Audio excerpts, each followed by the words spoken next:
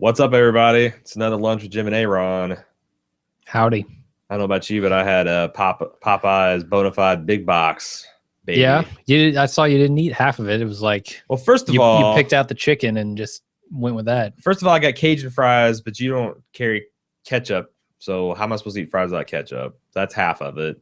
The biscuit was horrifying. I don't carry ketchup like I'm a store.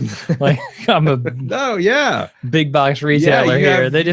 You have like 4 flavors of mustard, and that's it for condiments, man. I'm a mustard guy. What can I say? I do not eat fries at home, like ever. I don't know why. I just don't. You don't do it, huh?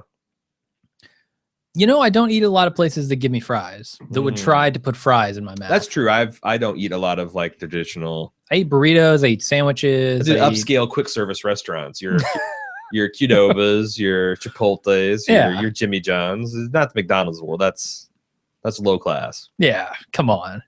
What are we talking about this week? Apparently fast food. We had a successful server migration last night. We did, yeah. So hopefully nobody noticed that we switched over to a new server last night. Except for the Facebook flood. Yeah. I was messing with the feeds a little bit, trying to get those new individual ad-free feeds set up. That's going to be helpful to a lot of people. Yeah, I got to reset my view settings because now I just did like 2 weeks ago, finally got in that to hide all the extraneous stuff. And now I got double the podcast feeds in my face. So that went surprisingly easy. Yeah, it did. There was a little bit of a hiccup switching over the domain, but that's all it took. That reminds me, after we get off this horn here, I got to lower the time to lives on the server. Something a little bit more reasonable. Let's see. What else? You mentioned that you went back to Indianapolis to visit some friends over the weekend, and you engaged in some strange behavior. Well, I did a lot of drinking. That's not strange. No, that's pretty normal for us.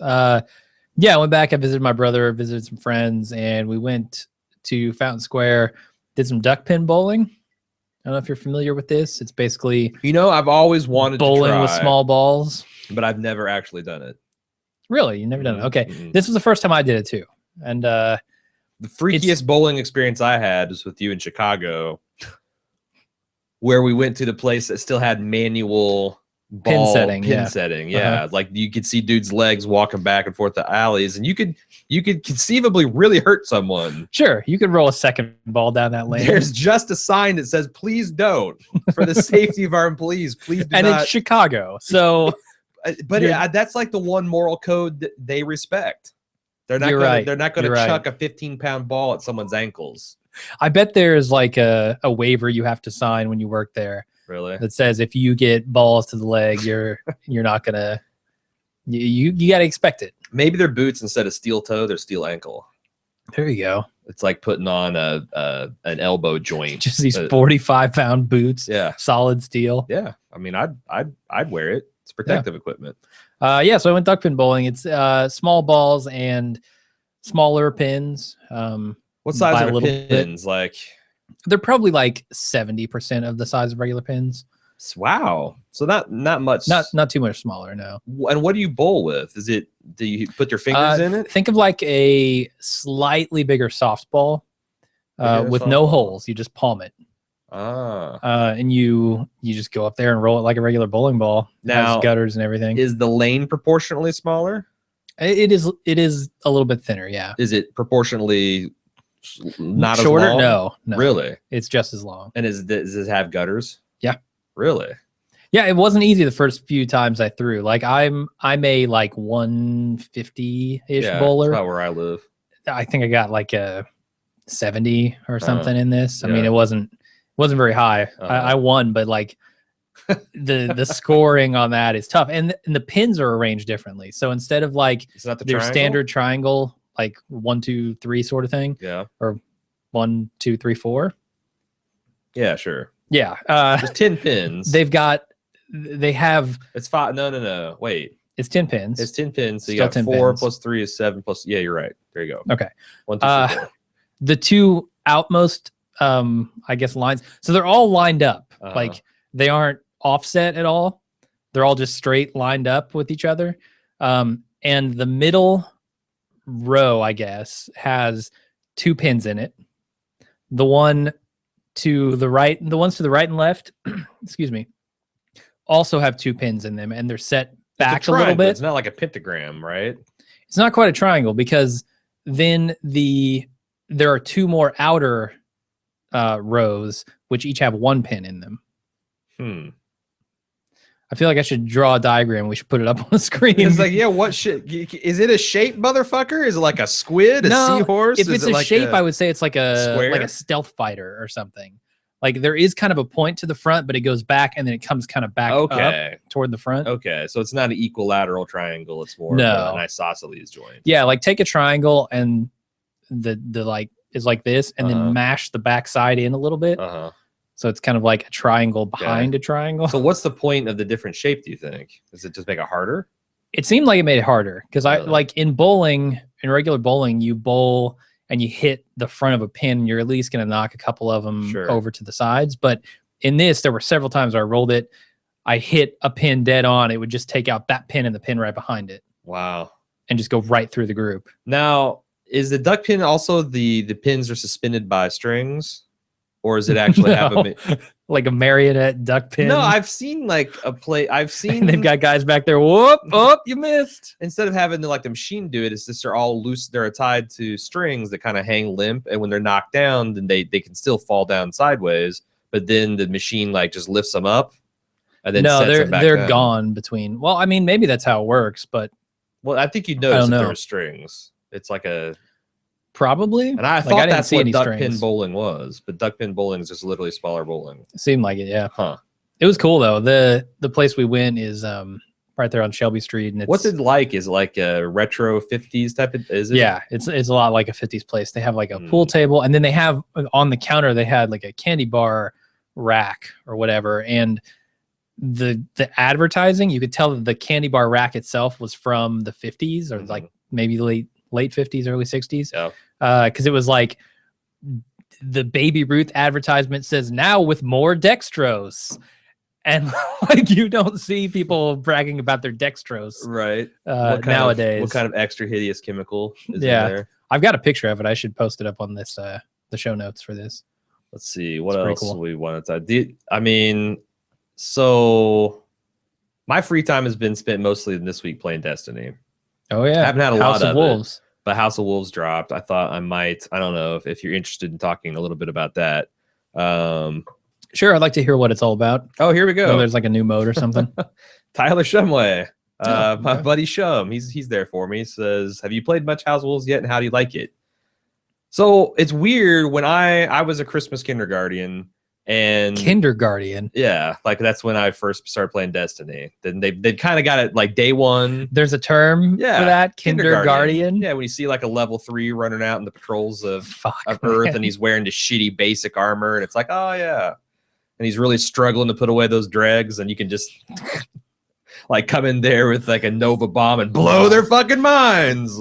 It's always fun. Okay, but anyway, The Dark Below, which is the last expansion, already dropped, and I guess there was a massive uproar because it was just widely seen as a disappointment. Because not a lot of content in it. Not a lot of content on it. There's a lot of grind. It's like they seemingly increased a lot of grindy aspects of the stuff, but they also fixed others. Like they fixed loot rate drops and a bunch of other stuff. House of Wolves, it seems like people fucking love it. I blitzed through the campaign. I started playing about 7:30 Tuesday night, and I was done with it by like 11:30, and I played it when it gave me the option to at the hardest level, except for the Prison of Elders, because by the time I got there, you have to play the level 28 to unlock everything else. And by the time I got through with that, I was out of time. Well, I wasn't out of time. I was just out of fucking energy. I was about to collapse. Yeah, but I think it's cool. They've eliminated a lot of the grindy stuff. Like, whenever you get like armor or weapons, that you'd have a bunch of little blisters that you have to fill up with like experience points before you can unlock those abilities. And in between the stuff that's really interesting and sweet that you want, there's like all these damage upgrades. That shit's gone. Like you just have the bubbles that have the exciting perks to unlock. And there's a one-time only thing called Ascension, where you pay, I don't know, for like exotic, you got to pay like 1 exotic shard, 25 of some material, and like 250 glimmer, and it automatically takes you to the max stats for year 1 destiny. And you can do that like if you've got like a favorite pair of legendary gear from any of the expansions before. Anything that's legendary, anything that's purple is qualified for that ascension. Okay. So instead of like the old way, you took it to Zur, paid a strange coin and an exotic, and he would upgrade it to the max and hand it back to you, but then you had to level it up all over again. Which is a double-edged sword because it's fucking pain in the ass to level up. Now you have to do it all over again. So this, you just pay the price and boom, it just takes you up to the next level. So it's pretty cool. There's a lot. It feels like there's a lot more new enemy types. A whole bunch of new, what are those? The shanks. There's like 4 different new types. There's exploder shanks and repeater shanks, and they're like little fuckers. I thought the strike was really fun. You've never played Vault of Glass, but one of the plot lines is the Fallen are, this. So the plot of it is like, the queen that lives out in the reef, she conquered one of the houses of the Fallen, the House of Wolves. And they're now, she holds their leaders in prison, and they kind of like serve her as they call it the Kell. That's what their king is. The ringleader busted out. And decided he was going to go and try to take over other fallen houses to reunite them as the Kell of Kells, and then try to, because they've always been trying to take over Earth. And there's a lot of really interesting lore that's come to light about why that is. But at one point they try to get their hands on Vex technology, and they invade the Vault of Glass, and you have to follow them in there. And it's just really cool to be playing that in a non-raid situation with like Fallen running everywhere. Okay. Oh, it's just really interesting. There's a new vehicle type. There's a heavy pike, which is a lot of fun. It's like new vehicle type, huh? Yeah. Like, have you ever rid the old pikes, or the giant speeder bikes with the arc bolt energy things? Arc bolt energy? Yeah. I remember like there were tanks, and there were these slightly bigger things which shot kind of like balls of something out of them. That's what you're talking about? The pike. Now they got a heavy pike, which is a bigger, more heavily armored version that can also shoot those like bouncy blue mines out in addition to the other stuff. I don't know. And the Prison of Elders is fun. It's like with the horde mode that everyone thought it was. Like there's five waves of 3 rounds apiece. And you're dropped into this room in the center, and one of the doors opens up, and you go in there, and there's 4 doors, and there's 4 unique environments based on whether it's Cabal or Hive or Fallen or Vex. And you go in there, and each round you get a standard buff, 1 buff or 1 debuff.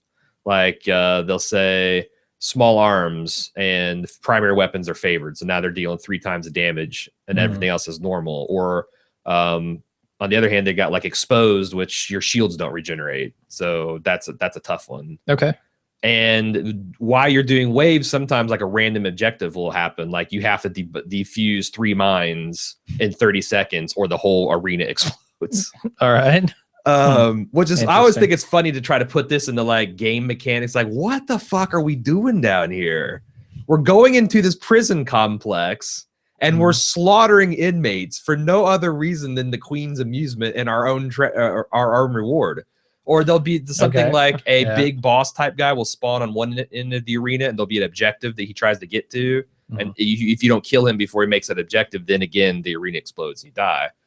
The 5th round is like this boss round where it's all centered around one of their big boss type dudes.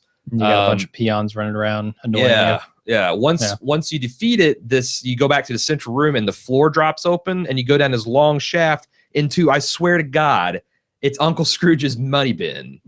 It is this room that is just filled with an ocean of gold, like in big mountains and waves and like dunes of it. It's just this over the top crazy fucking thing. And there's 3 treasure chests in it. And the 2 small ones you can open, and they've got like legendaries and other stuff. But the middle one is like a guaranteed chance of an exotic, but you have to have a treasure key for it. That's a random drop on, I think, some of these Prison of Elders things, or you can also grind them out in Patrol. But I felt like Destiny made it rain on me last week, man. I got like 5 or 6 new legendaries. You got one just for completing the fucking quest. Like 3 new exotics. It was pretty awesome. I'm looking forward to playing some Prison of Elders a lot this weekend. Yeah, I think that's going to bring some renewed fervor to Destiny. A lot of people I know have fallen off of it. I haven't played it in a real long time either. I'm not sure if I'm going to get House of Wolves yet, but we'll see. Yeah, it's what's cool about the Prison of Elders is it's a lot more accessible. You don't need 6 dudes. Yeah. And also like the raids you never can tell, because sometimes they go smooth and sometimes, you know, people are drunk or whatever, and it doesn't go. It can be like anywhere from 45 minutes to 3 hours. And like then there's this thing like people want to do it 3 times in a row, whereas the Prison of Elders is like 30-40 minutes. You know, you're going to get through it in time, unless you're trying to do like play a 35 level as a 32 or something crazy like that. Yeah. So, how high do the levels go now? 35. Well, your light level can go up to 34, but the final Prison of Elders is 35, which is okay. So the bad guys are 35. The bad guys are 35. So you're doing a third. 34. They're doing 2/3 more damage to you, and your damage to them is lessened by 2/3. So it's like really fighting. That's the reason I never played hard mode Crota, because like it's 33 and I was usually 31, and it was just brutally hard. And not hard in like the fun way, hard in like, oh my God, I've shot this guy with 4 clips of ammo and he still has a little bit left to go. But but no, it's fun. They've added the ability to like convert almost every unit of currency into another one. So like it's the days of like having stacks of one thing and none of the other are gone. And it just, I don't know. I always thought when they said like we don't intend people to have to grind, that they were being disingenuous, because it seems like that's how they keep you going with the MMOs. It's grind. So it'll be really interesting to see if this gives them another 2 or 3 months worth of gameplay, or whether they're going to play it for 2 or 3 weeks and then get bored with it. Yeah, that's the trouble with MMOs, right? I mean, players are always going to grind through stuff faster than you can make it. I think here's what they decided to replace it with, because so now any legendary equipment or above can be reforged by the correct armor or the weapons guy.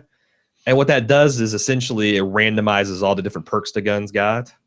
So I'm hearing tell of a lot of people grinding so they can reforge a gun 50 times to try to get the perfect combination of perks to make it the ultimate weapon. Yeah. But that's like optional grind. So like if a top tier player wants to spend 3 hours trying to get the ultimate gun for PvP, to me, that's a great solution to keep the guys but it doesn't punish the casuals like me. You're like, wow, I got this exotic. It's going to take me a week and a half to fucking level it up. Yeah. That's not fun.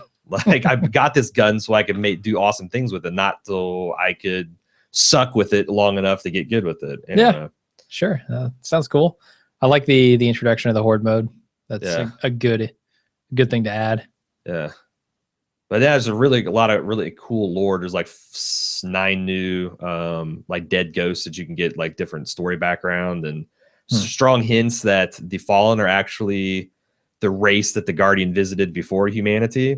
Okay. And that the Traveler like completely abandoned them at some point that led them to a collapse. And there's also some evidence that I talked about this, that Rasputin, the supercomputer.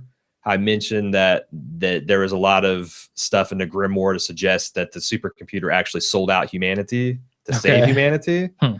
There's stuff in the current school of thought is that actually what Rasputin did is divert all this Traveler tried to abandon us, and he diverted all the planetary and solar system defenses to like give it just to damage it enough that it couldn't do that.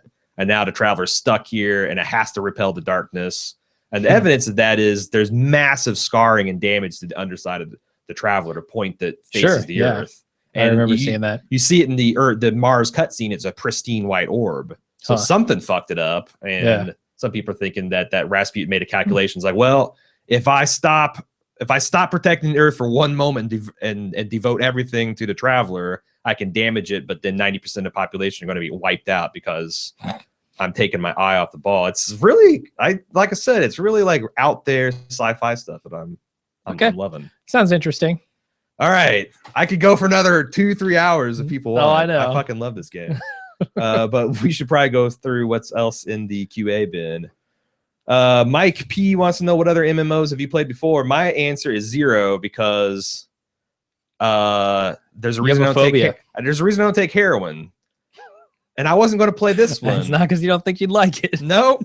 It's not because I don't think I would like it. I've always stayed away because I'm like, man, there's just no way. I've got people I care about and a job I have to take seriously, and none of that's changed. But it forces me to play casually, which is interesting. But and I get to play. My son is into it, so we get to play a lot together. So it's kind of like bonding time. Yeah, I wonder, did you play a lot of like public server Minecraft, or did you play a lot of private stuff? Private server. Okay, because I couldn't stand. Because I was gonna say that's a lot like an MMO. Yeah, that's true. That's true. It's just a less structured MMO. And I played I've played a lot of first person shooters back in my day. Yeah. But this is the first kind of platform shooter I've really gotten into, like all the competitive aspects. And this week is the first Trials of Osiris, which is like an invitation only 3-on-3 rumble mode. Invitation only? Well, so the way it works is as you play the game, you'll probably get like 1 a week if you're a casual player, but you get this thing called a passage token that you take to this brother of Osiris, and he's like this monk, kind of like faceless man type figure, and he gives you a passage card, and it's got 10 win slots on it and 3 loss slots, and you can play until you lose 3 in a row, and then your card gets destroyed, and that you're done for the weekend. Okay, but if you get to 10, what do you get? Well, so like as the thing gets filled up with the wins, you can turn it in, and you can opt out at any moment. You can opt out at any moment, but you get a lesser reward when you turn it in. So it's like one of those risk of ruin. You got 2 losses and 5 wins.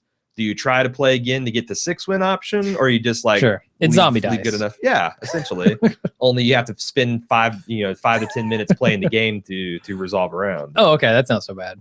But I'm like an hour. Exactly middle of the road at this point. Like my KDR is like 1. I kill about as many guys as they kill me, and I don't know how that will translate in Osiris mode.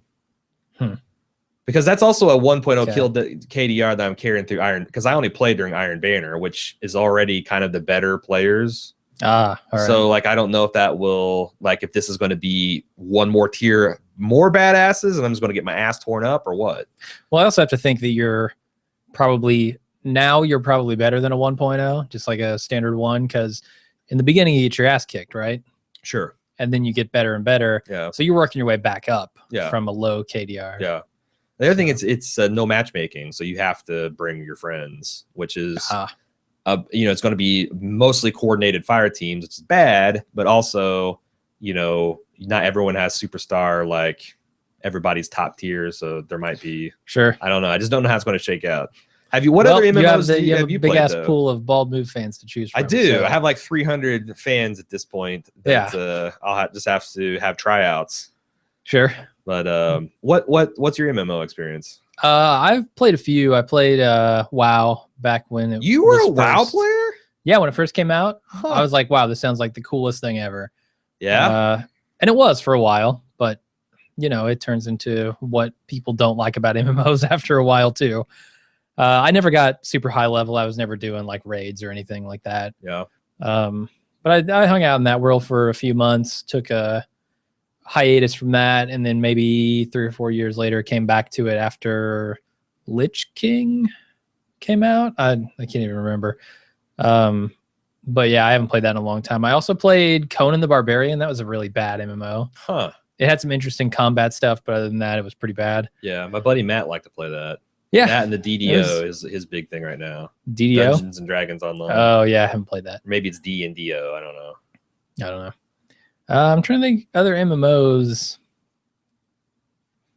I've played. Was Conan free to play? No. Really? Because that's such a small franchise. I wouldn't think it would sustain an audience. How long did it last? This was back when there weren't really free to play games. Oh, because that like free to play essentially was what dying MMOs invented. Yeah. Well, we're going out of business. Might as well see if we can get people to buy stuff. Yeah. Huh. Yeah. How long did Conan stay? Because that feels like such a flash in the pan. I won't say it was a couple of years. Really? I played Star Wars Galaxies. That's the other one I played.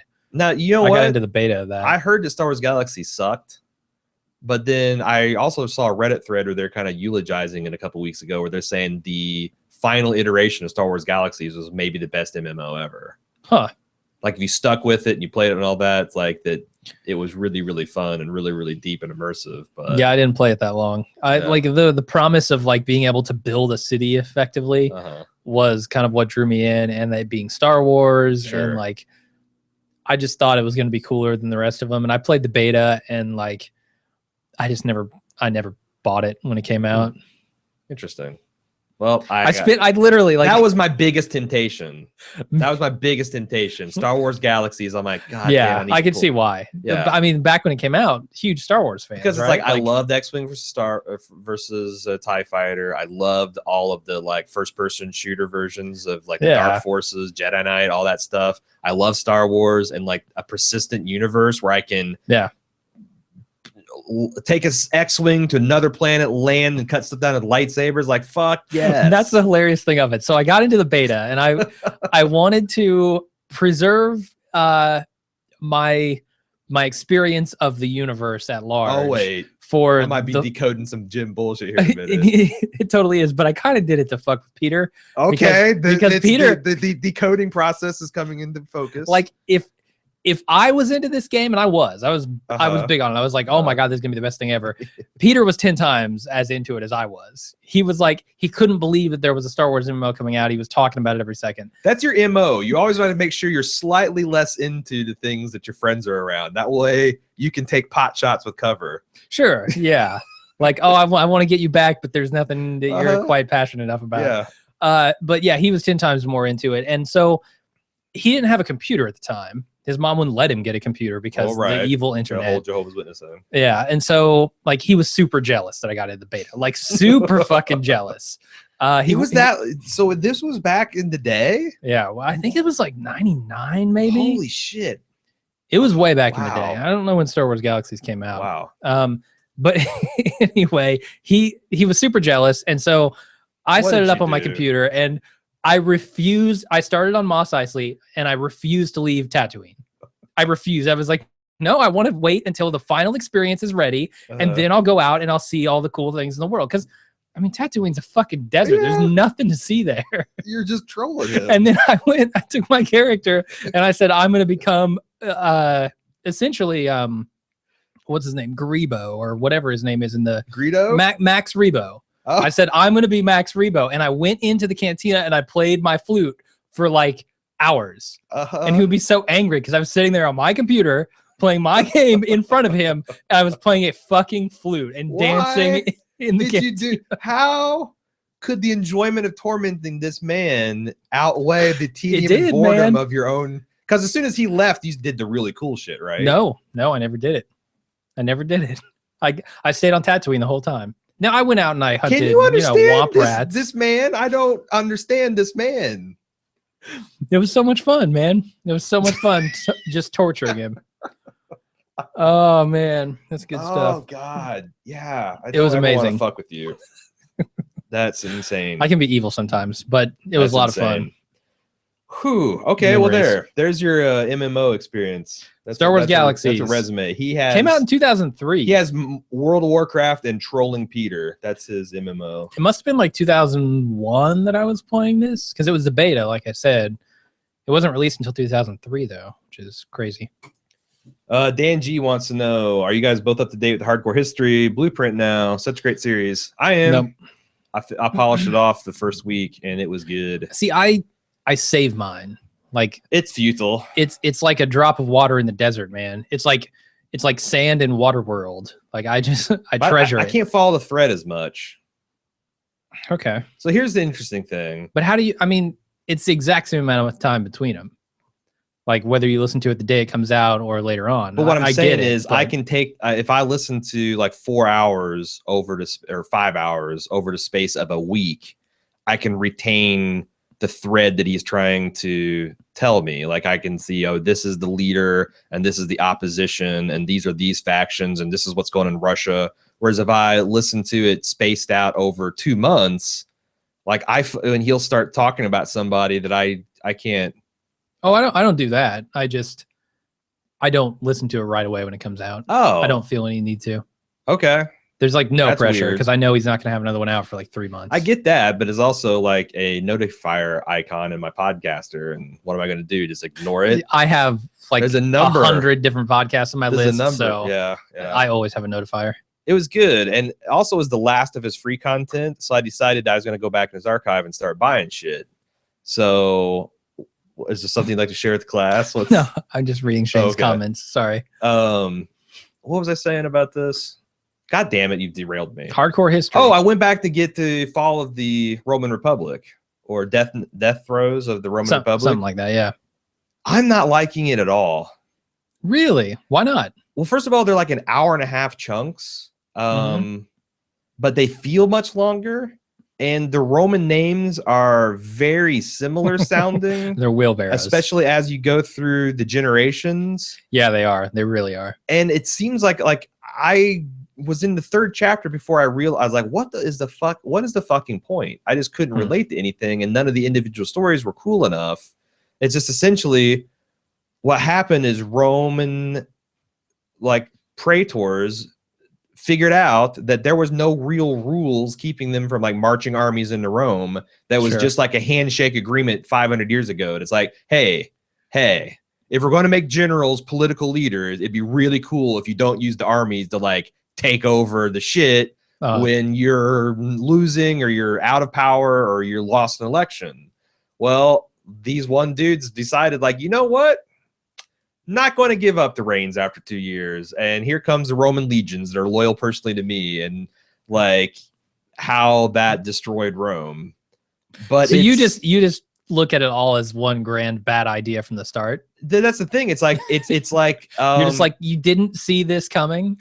Well, it's just, I don't know, like World War II, there's a lot of reversals, and like, you know, it's kind of like I know who won, but up until World War One, in World War One, okay. But up until this last thing, it's like there was still some like very interesting twists and turns, and like, you know, like maybe Germany could have defeated the Allies if this and this had gone right, or if the United States had not entered the war to a certain point, hadn't, you know, at the very start underestimated, or if the Russian Revolution hadn't happened in the middle of this whole thing. I mean, there's a lot of like really interesting things I didn't know anything about. Whereas this is like, okay, this is an entirely predictable sequence of events, and yes, it's unfolding exactly how I'd expect.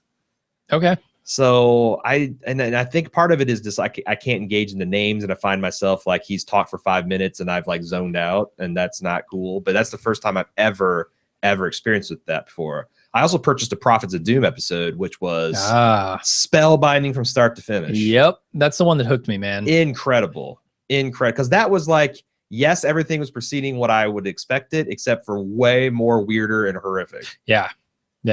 Like how you can keep those people under that spell while their very lives are threatened. Plus, to the degree I liked how he's like, I'm going to tell you how this ends, and you're going to think this is like the most extreme, crazy shit you've ever heard. Yeah. But when I get to the end, you'll understand. And I'm like, oh, that's the thing that he does so great, right? He gets you in the heads of the people of the time. Sure. I mean, that's what separates him from, I don't know. I mean, like, I don't like Crash Course history because I don't process information that quickly. They show me something and I have immediately lost it from my brain 30 seconds later, because there's just no impact of it. That's interesting. It's all just like boom, boom, boom, boom, boom, boom, boom, boom down the line. I find I retain a lot of the Crash Course stuff. Really? I like Dan Carlin painting a picture. Yeah, like, no, I mean, when he encourages me to envision what's going on rather than just saying, here's what happened. Well, it's tough because John Green takes you from pre-civilization to 20th century in the course of 4.5 hours. Yeah. Dan Carlin takes you through a 4-year war in 4.5 hours. In 20 hours or 16 and 30 whatever hours it is. Or something. So it's there's different strengths or weaknesses. But for sure. My style is just more tailored to Dan Carlin. Sure. No, I can see that. Okay, so that was the Dan Carlin stuff. Let's see what else we got. Okay. Shane B wants to know what shows are in the summer casting schedule. Whatever comes up. Well, we know True Detective is coming out June. We know Fear the Walking Dead is coming out in June. Yeah, we're gonna promise True Detective, right? Yeah, that's for sure. For sure. We're definitely doing season 2 of that. Fear the Walking Dead versus, like, I don't know, is Hannibal coming out? I know Hannibal's coming out. There's probably some Fargo later on. Well, yeah, maybe, but for just summer. The other thing on the summer schedule we're going to fit in is Breaking Bad season 3. Yeah, I'd like to. And then also I've got the whole series of Mad Men retrospectives, which I have no idea if those, like, I'm going to commit to doing them all because I'm going to watch them all anyway, and why not? But I'm very curious to see how they do traffic wise. Probably not well. Yeah, is my guess. But like I said, it's more of a completionist thing. Like, I feel bad that we have 4 seasons missing in coverage. So if I have a retrospective for all 7 seasons, it kind of puts a neat little bow on my thoughts on it. Then I feel like that is somehow a complete feed. And I just don't ever see us going back and doing all 4 seasons. Like, it may be when we experience the heat death of the golden age of television universe, and we're huddled together, dying stars for warmth. Past. Then yeah, we could do that. But it's there's so many things I'd rather do, and there's so much new stuff coming out that. So here's I wanted to mention this. I'm going to talk about it on air. I was articulating about why I didn't want to do Fear the Walking Dead, like at least right up. But the main reason is feedback. Will you fucking do feedback for Fear the Walking Dead? Sure, if you do the outline. Done. You direct the podcast. Done deal. Feedback. Done deal. I need a break from feedback. Okay. It's I felt like I've been drowning in feedback for like 8 months now, and I'm starting to have a nervous breakdown about it. Okay. This Rape-a-Palooza week has really broken me. Oh yeah. Oh Jesus Christ. Sure, I'll do feedback for that. Doesn't sound bad. All right, done deal, my friend. Sounds like an easy job. That's actually we actually next week is one of the things we're sitting down to, like, get the calendars out and plan out what's going on, because we've kind of been like la nah, let's get through the early part of the year, and it still feels just as crazy for me because right now we're doing Mad Men and Game of Thrones and the spoiler shit, which is another 8 to 12 hours of my time, and True Detective and the Commission podcast. Yep. So I feel like I'm roughly as busy as I was when we were doing 4 shows a week. So yeah, I feel less so because I'm not doing the spoiler stuff. But well, yeah, now that we're losing Mad Men, it's time to figure out where we're going. And we are. So we'll have more on that next week probably. Let's see. Justin K says, have you guys seen Mad Max? That was actually something I was thinking about doing tonight. So there's a remake coming out, right? It's out. It's out? I haven't seen it. People say is that what he's talking about? Because yes. I saw the original Mad Max. I fucking hated it. Yes. I thought it was terrible. This is Tom Hardy and South African blonde, really attractive Charlize Theron is in it. And people have been raving about how good it is. So okay. I mean, I'm open to it. I don't know. I've liked the last few things. Like, I thought the Dread remake was awesome. That was fantastic. The RoboCop remake was really good. Like, I kind of am digging these dusting off the 80s action star stuff. Sure. Like the only Predator did not get no, so good. God, no. Predator's a nightmare. I watched Predator this last weekend. It was the original. Yeah. Not Predator. The original. What is it? It's Predators. Predators is the remake? Yeah. And it still holds up like a champ, man. Yeah. It was like I just put not just put my kid to bed, but I put my kid to bed and I was watching some TV, and it was like 12:55, and whatever I was on HBO was coming to close, and it says next up Predator. I'm like, I'm up till 3. God damn it, I'm up till 3 fucking o'clock, and it was worth it, man. It was just be glad The Godfather didn't come on. If The Godfather came on, then I would have just, like, my son had found me passed out on the couch. Yep. That's actually never happened before. I was going to make a joke about. I was like, that's not something you joke about. That's not something you joke about. Sure. Shane B says, I knew Jim was a sick man, but I didn't realize how sick until the Tatooine story. Dude, it was amazing. This man, it was incredible. I wish. I mean, there have been some epic troll moments that I've had. I wish we had that podcast where you fucking almost had me in tears. And the ultimate troll is he deleted the podcast. So I totally didn't do that on purpose. It's this legendary piece of bald move lore. No, I desperately wish we had that podcast. It was amazing. Yeah, I wish we had video for it too. Oh, Shane Bow. That's the other thing. Yes, you didn't mention Orange and New Black in the summer class. Yeah, last month I reached out to all the ladies and they all said they're on board. So I'm going to do it. And I think I'm going to try to thread the needle between our approach for House of Cards, almost at House of the Walking Dead, and last year's Orange and New Black. I think I'm going to have 2 a week. Okay. Which I guess I just will do 2 a week. All right, sure.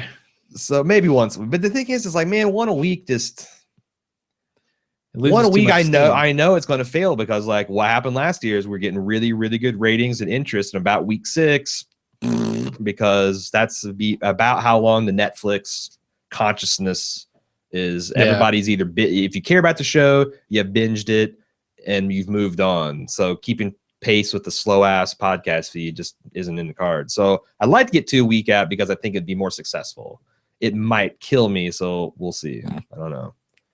My girlfriend doing like a third of the episodes helps out a lot because then it's not like I'm just doing my hermit shit. She's included. Yeah. Let's see. Anthony B says Thor's Angels is another great hardcore history cast. Highly recommended. That was my actual first one. Which one is that? Thor's Angels. It's about like the pre-Christian going to Christian times and like the Germanic peoples. I don't think I heard that one. It's really good. It's really good. It's like he likens them to like a motorcycle gang and the way they're organized and but it's pretty interesting to see like these pagans become Christianized, and it's another like 3.5-4 hour podcast. What is the title all about? It's called Thor's Angels, like Hell's Angels. Where's Thor factor in? That was the old people, like the Vikings and the Visigoths and the Germans, my people. Okay. Barbarians. So they switch from those types of religions to Christianity? Yeah. Yeah. No, it makes sense after you listen to his 5-minute roundup. I would assume so, but anyway, whatever. Michael G. Oh my fucking god! He's gotten 2 Yaller horns in 2 28 Prison of Elders events. That's like the best rocket launcher in the game, and I haven't gotten one yet. So okay. Anyway, he's too bad you can't trade. Yeah, right. I'm actually fine with that. I finally got a decent exotic rocket launcher from Zur last week, so I'm pretty happy. They need a real money auction house. Is what they need. She is geeky says, and we need to get together and play sometime because I would not mind chatting with you about like all of our shared backstory. But anyway, she says my pet names for Destiny enemies are Shanks equals Skanks, of course. Yeah, I always call them Skanks. These other ones are a little more inventive. Scions or Pissons. Omnighoul is oh my fucky ghoul. Wow. I always call Omnighoul Momnighoul because I pretend that she's the Thrall's mommy. Okay. Momnighoul. Anyway. And I don't fuck with her on Nightfalls, man. It's not worth it. It is really not worth it. Let's see. Just in case said, speaking to prequels, and then we're probably gonna have to get going. Speaking of the prequels, this week, if you were in charge of the overall treatment, how would it play out? Man, I'm talking about the Star Wars prequels. I think so. Wait, prequels? He certainly means sequels. Wait, what? Well, they were prequels. So he's saying if we could rewrite the prequels, how would they play out?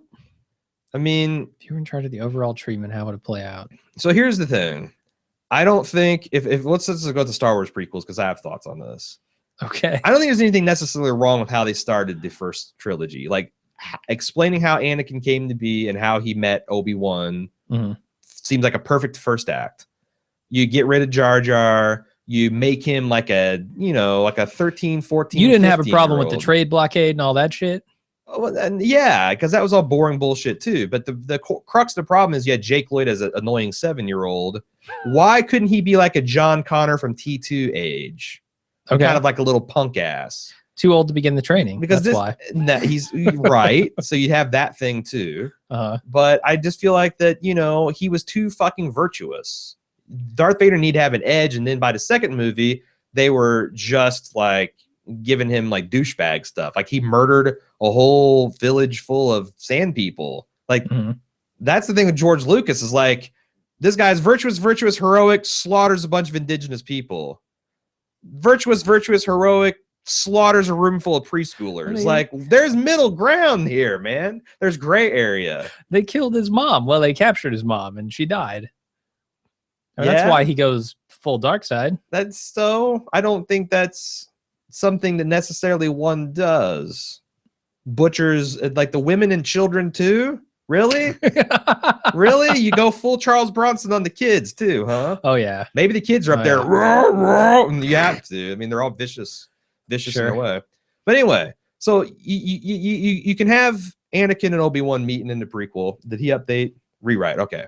And that's cool. You make him a punk ass teenager. He's already got a little bit of edge. Plus, it's more believable that he would fall in love with Natalie Portman and less creepy. Second, and in the end of the first movie, Clone Wars breaks out. Second movie is all Clone Wars. It's essentially a buddy war film starring Anakin, and you don't have to advance the plot.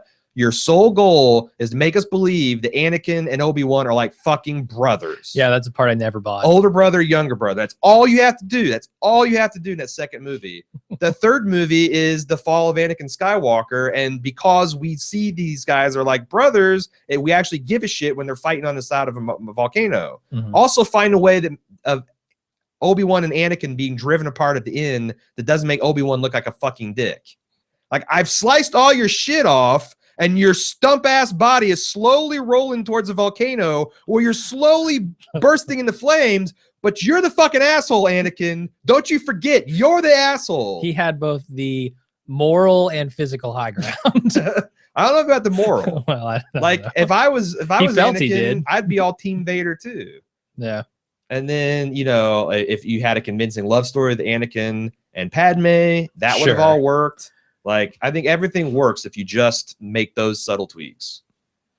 Yeah, I mean, ultimately, the bigger problem I have with those is bad characters, bad acting, use of digital effects for everything because they're digital effects and they're fancy. Well, that's that. If that was the only problem, no one would care. I mean, there are structural problems too, but like the bigger things that stick out to me are just the I don't know. It feels like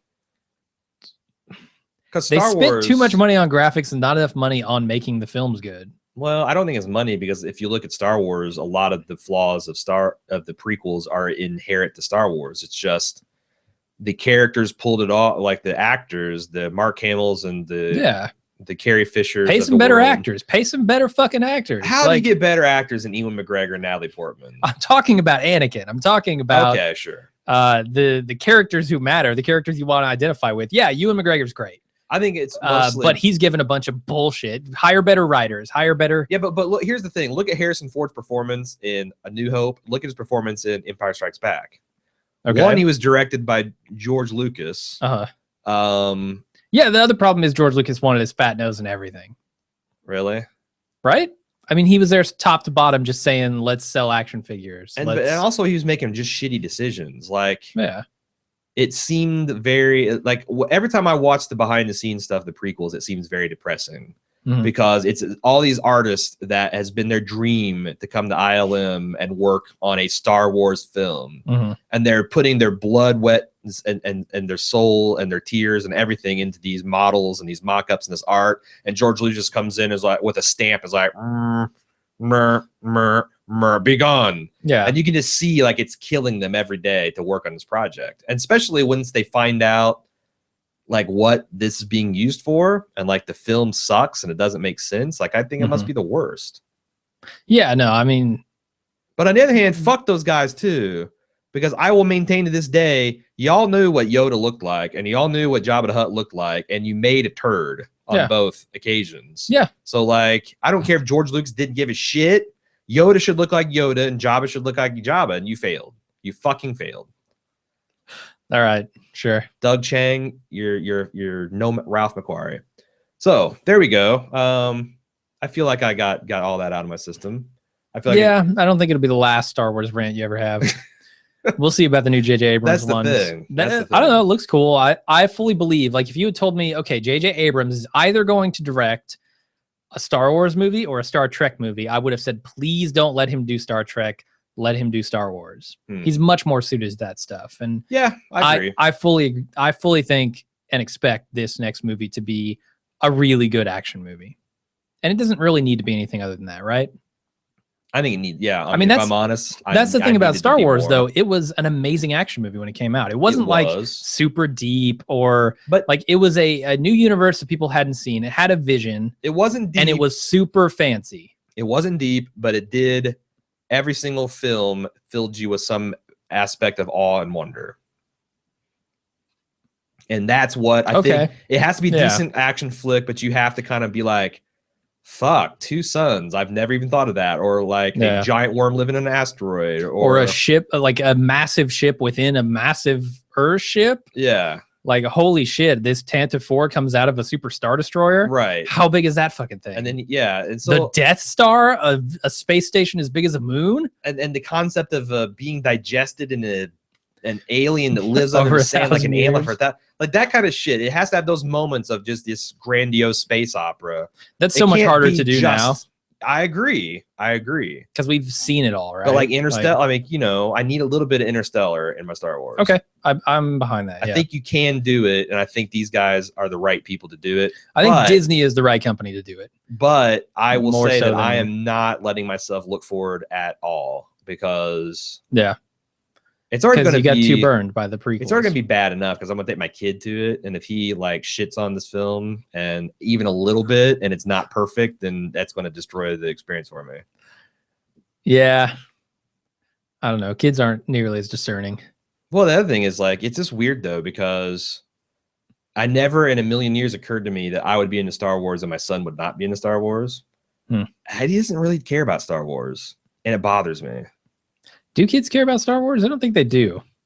Kids do care about Star Wars. There's like Clone Wars and stuff, but video games, Minecraft, like that type of shit is what kids care about. Which now. I get, I totally connect to him on a video game level, but like my dad was kind of boring and he didn't like sports and he didn't like science fiction. He didn't like much of anything. He was raised by a very dour man, Depression era man, and he became a very dour man himself. He's Lord Grantham, essentially. Yeah. So, but it never occurred to me that my son just wouldn't be into something that I was in that I perceive as being cool. But it's happened and it's weird. It's weird. But anyway, all right. Yeah, I'm very just like guard up with Star Wars. Like if it blows me away, then great. It is not. It's incapable of disappointing me. Okay, I'm not gonna let George. That's a good attitude. Yeah, I'm not gonna let George hurt me good. All right, guys. Thanks for joining us with another on another lunch with another lunch with Jim and A.Ron. We got to do a commission cast today and do some True Detective work. We will be back We'll be back to Sunday, for Game of Thrones, and next week for all that stuff, and next Friday for lunch with Jim and A.Ron. Yeah. Until then, I'm Aaron. I'm Jim. Have a pleasant weekend.